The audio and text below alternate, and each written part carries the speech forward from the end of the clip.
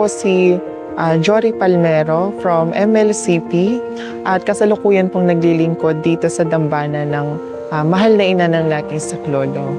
Napunta po ako rito sa Baclaran Church noong 2016 sa tulong po ng mga kaibigan ko from Children's Choir. At inaya po nila ako nun mag-serve bilang batang lingkod ng ating dambana. Bale, nagpatuloy po ang aking paglilingkod dito sa dambana at ngayon po ay nagpapasalamat pa rin po ako dahil nananatili po ako sa kanlungan ng ating mahal na ina ng laging sakno.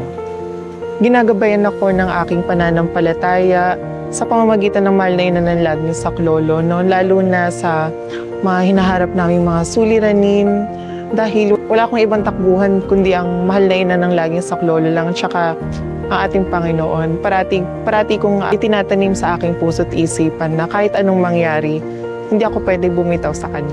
Nakatulong ang debosyon na ito sa pagpapalaganap ng pagmamahal ng mabuting balita. Sa pamamagitan ng debosyon na ito, mas lalo kong naranasan ng pagmamahal at kalinga ng ating Panginoon at naibabahagi ito sa ating kapwa.